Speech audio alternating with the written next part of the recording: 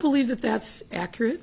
I had no information that Kim Fox was waiting to come into the room.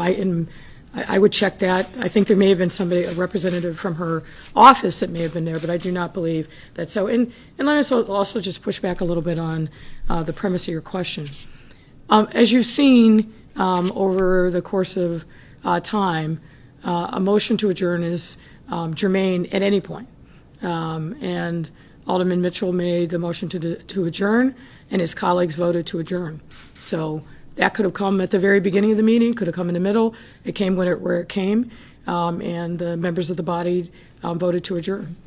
It was rather historic. There's been others who've tried to call special meetings. It's never happened. 47 aldermen did appear today. While they all have different opinions about public safety, it did seem as if they wanted a discussion of where the city is headed and what might be. They want to be more included, is what they're saying. Yeah, I don't know that that's accurate, that it's never happened before. I've been told that in prior administrations there have been special meetings that have been called. But look, the bottom line is this.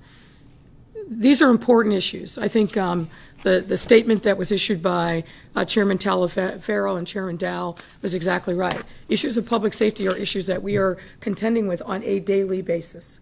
Obviously, we're very much aware of that, and we're involved in those discussions. And we're not just involved, this administration is leading those discussions. I think there will be a robust debate to be had regarding National Guard. And as you saw from the discussion earlier today, I think there's a range of opinions on them, and I certainly have my own about that issue. So the issue really wasn't should we have the discussion or not. The question was, and the body has decided, that given the way in which this deliberative body has organized itself in particular around committee hearings, that the way in which the body should consider these issues is through the committee process, pure and simple. I think it's unfortunate, as Alderman Talaferro and Alderman Dow indicated in their statements, that the two of the proponents of or at least maybe three of the proponents of today's special meeting never reached out to even raise the question with them. Look, here's what I know. What we see on a daily basis is the federal government is failing to lead. And really, it's in chaos and shambles on a daily basis on basically every issue, and particularly some of the most pressing of our time, not the least of which is how to respond to this virus that is claiming the lives of way too many Americans. In this time, because of the void that's been created by the federal government, by the executive branch, and by the fact that there isn't bipartisan consensus on basically anything these days in the halls of Congress, the need to get things done and to be responsive to the needs of our residents falls to local government.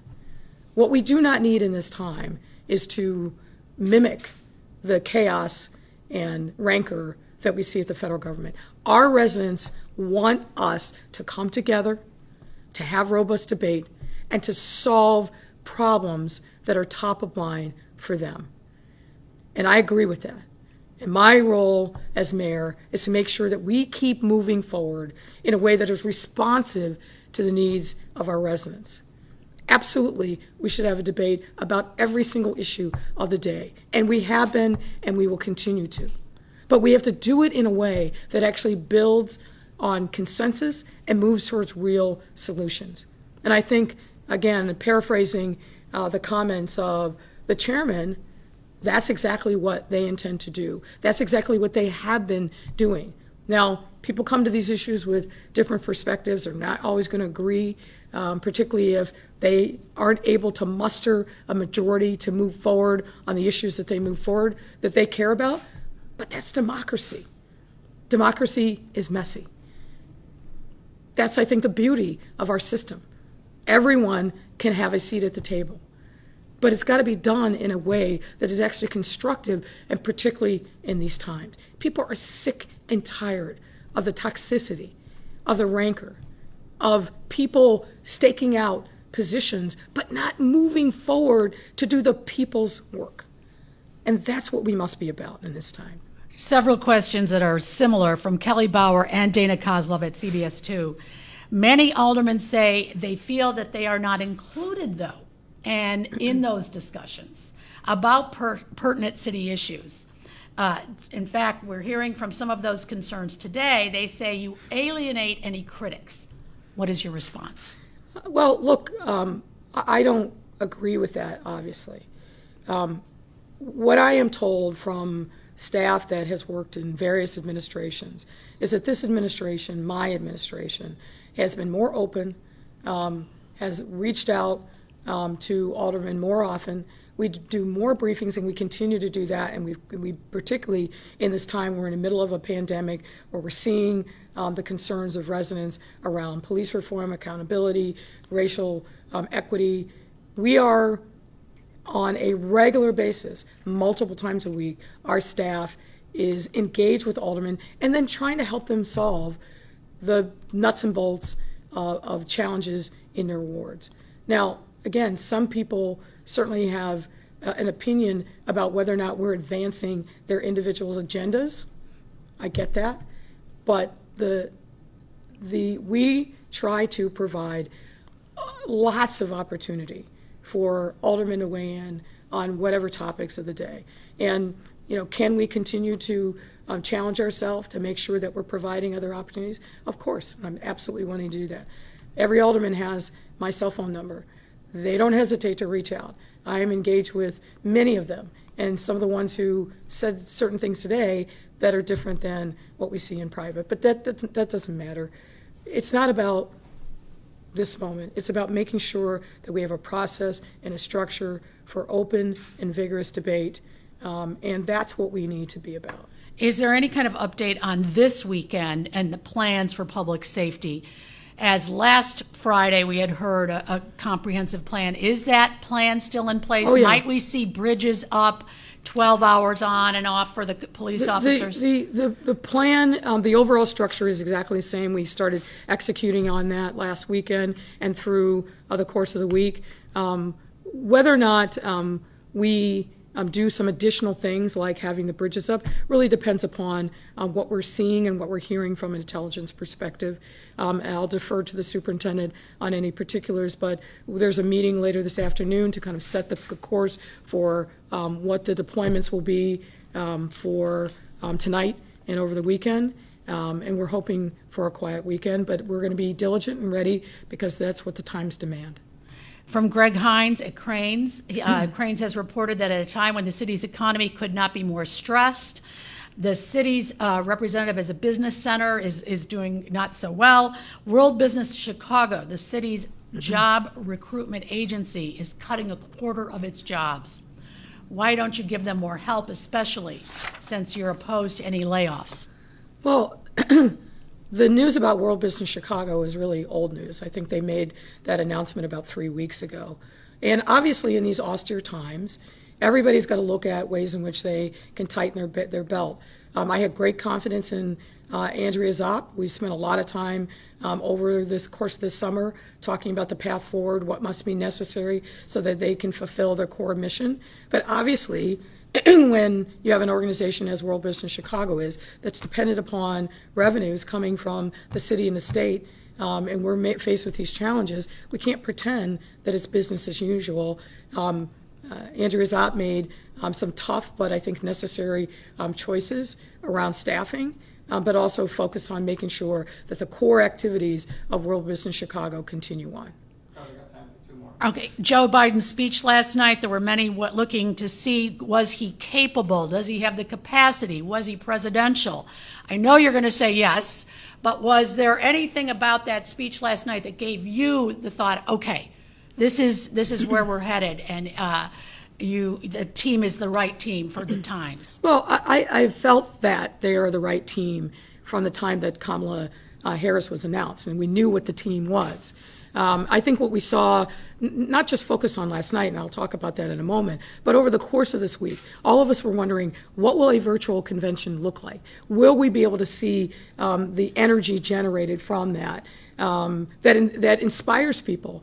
And I think one of the things that the people that produced the convention did well, the DNC and obviously the Biden team, is bring in the voices of ordinary Americans from all across the country who have very different perspectives, but all, I think, united in a desire to have a country that reflects their lived experience. And I think the thing that Joe Biden drove home last night is that he is one of those people, right? Grew up in Scranton, had a father that struggled financially, had to make a lot of sacrifices, himself also with the stutter. And I got to tell you, that young man that spoke last night from New Hampshire, lights out, did a tremendous job. I don't think there was a dry eye in the House listening to him. We forget oftentimes the struggles of our children and when they are different in any way. And I think that what Joe Biden brought home last night is that he understands the trials and travails of ordinary people because he's lived them in his own life. There was a moment in the speech, and you probably noticed this, when he was talking about his son Bo, where he had to pause for a moment because the memory of his death is clearly still raw for this father who loved his children desperately and did everything he could to support them. That's the kind of person and the kind of man that we need in the White House, who is not so divorced from the circumstances of everyday people that he doesn't feel what they feel. So I thought the speech was a home run, but it was the crescendo on, I thought, an extraordinary week in a convention that we didn't know what it was going to be, but it was something pretty special. And I would hope that conventions in future years will build in the opportunity for ordinary citizens, residents, people feeling anxiety and inspiration to have their voices heard front and center. I thought they did a fantastic job. And then one last one that I've just received. Mark Kunkel is asking, is there a chance of reconciling with some of those who you have an obvious rift with? He's suggesting a peace circle. Mark Kunkel suggesting a peace circle. Let me just pause on that for a moment. Look, I am always open to trying to get things done for people. And despite the things that you see, there is dialogue. There's ongoing dialogue, and particularly with members of my staff. There are things that aldermen need to solve problems in their wards. And we are here to make sure that the people are always served, regardless of whether or not I personally agree or they personally agree with me. The residents deserve our best efforts always. Always. And let me just say one other thing that I thought would come up but hasn't. This discussion about the National Guard. I've been thinking a lot about that, of course, but I want to give my perspective on this issue. I grew up in Ohio, as many of you know. I grew up just down the road from Kent State. And I was 7+ years old when the news happened on that May 4th day in 1970 that National Guardsmen killed students on that campus. That was a huge moment in my young life. And of course, it was all over the papers. It was all over the news. The then governor was, I think, unrepentant in sending in a National Guard in an environment that really didn't require that kind of force. So I grew up with that memory deeply embedded in me. And while I absolutely understand the concerns of those across our city who are worried about their safety, what I know from that experience and what I know now is that National Guard has a very different set of training, very different perspective on force. They're military. They are told if there is a conflict, put down the conflict and use all means possible to do so. With due respect to my fellow mayors across the country, I watched with great interest when National Guard went into some cities in the north and also in the south. And I will say with disastrous consequences. I don't want a circumstance where we bring in a tool that isn't the right tool for the moment. I have a lot of conversations with the governor on a range of different issues, this being one of them. Of course, I know that that resource is available, and as you know, at the end of May, beginning of June, I asked for and we received the National Guard here in our city. Since that time, we've made, I think, substantial strides in making sure that we have the deployments of our police in areas where we are challenged most by violence. And in addition to that, we have had the ongoing support of our sheriff's police, and I have to thank Sheriff Tom Dart for that, and we've had the ongoing support of the Illinois State Police, and I have to thank Director Kelly for that as well. We are in great coordination and cooperation with them. They are here on the ground with us as a backstop to the resources that we otherwise have in our police department. I'm not going to hesitate to do everything that I can to keep our residents safe. That is my solemn primary obligation. But the National Guard, despite my own view, is the National Guard, despite the conversation, is not a panacea. And what I've seen over the course of the summer is that if it's not deployed in the right way, it can go disastrously wrong. We're going to have this debate, and it's an important one for us to have. But I think we have to also have it in the context of what is it that we need to keep our residents safe.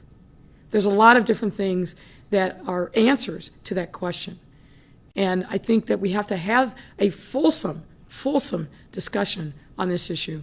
And I'm confident that we will, again, in addition to the ongoing dialogue that we've been having publicly and privately on this very issue of public safety.